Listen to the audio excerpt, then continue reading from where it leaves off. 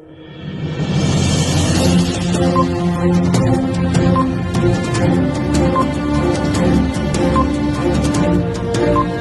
parole à Cyril Ramaphosa avant de conclure.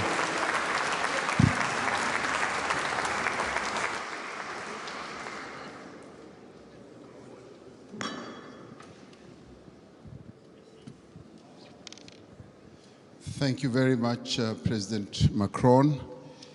Let me start off by saying, President Lula, don't worry, when we have the BRICS meeting, the issue of currency is top on the agenda, so we are going to discuss it. President Macron, I just want to start off on a very positive note in terms of what I think is evolving here. I think there is consensus that is clearly embraced by everyone that we need to address climate and poverty because they go together, there's a nexus. And as it were, we need to burn the candle on both sides. So that's important, so that's agreed. And we all recognize and accept that we need capital at scale to address the key challenges that many countries in the world face, particularly the developing economy countries.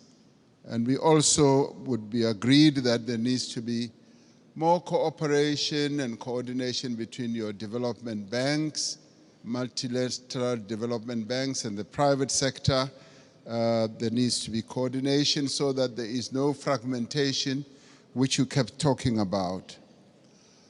But I think what is important to many of us is that there should be solid consensus on the reform of the financial architecture of the world.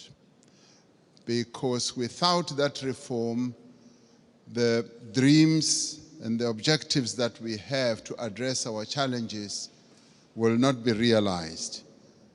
And those reforms need to touch on a whole range of issues. Mr. Mo Ibrahim yesterday even spoke about something that we may think is insignificant, that the boards of directors of your multilateral institutions are not made up of independent directors. They are largely internal people or shareholders. So that in itself, for us, it's an important reform. We also need to look at the distribution of the special drawing rights. I find it a bit difficult to be told that this is set in the rules and it will forever be like that, and that it's either you get 0 or you get 34 billion. In our view, this is not a zero-sum game. It's a game where we all need to be dealt with equity in an equitable manner. And there is a need for reform in that regard as well. And the other important thing for this to happen,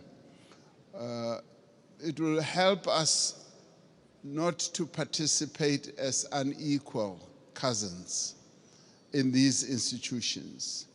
It will help us to participate fully, and so that we don't have a sense that we are beggars, that we are being dealt with out of generosity. I think it's important in the new era that the world is in now that there should be a good measure of equality among sovereign nations. You know, recently, 7 African countries decided to go and put a call for peace to Ukraine and to Russia. And we raised a number of issues. Zambia was represented, Comoros was represented, Republic of Congo was represented, Senegal was represented, Uganda, as well as South Africa. So we were all represented, and Egypt as well. So we were all at one, that even as we were going to address an issue of the war which has had a negative impact on the African continent, which is the rise in prices for food, rise in prices for fertilizers, we were clear that we are not going there as beggars. We are not going to ask for a favor to both Ukraine and Russia. We were going there to say, open up the Black Sea Channel so that the grains and the fertilizers should go into the world market. So we were not on a begging mission, even as we are in great need as a continent and all that. That should go to demonstrate that Africa should never be seen as a continent that needs generosity. We want to be treated as equals. Even in the multilateral institutions, we want to be treated as equals. And if our equity is at a low ebb, there must be ways in which that can be addressed. To us, this is very important. Our sovereignty is one of the things that we hold on dearly to. And we demonstrated that very clearly to both President Zelensky and to President Putin when it came to this issue. Even as there were suggestions that, yes, we can donate this, we can donate that, we said, we want you to release these grains and fertilizers to the world market so that the world can trade in these commodities and other issues we can handle in a different way. I wanted to make that point so that it should be understood where Africa has evolved up to. We want to be key players on the world stage, want to be key players even in the financial markets and in the MDBs. Now, these are the positive things. I do, Mr. President Macron, want us to address another issue which to us is a bit of a negative.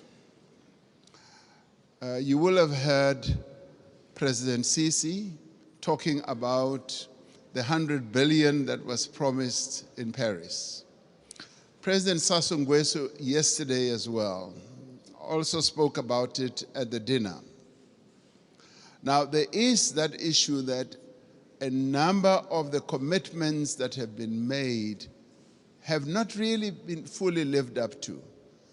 But before I get into details, let me immediately say that we recognize the many initiatives that have been put on the table, and a number of countries here have done so. Germany has gone out of the way to put a number of initiatives, and the US has also done a number of things. But there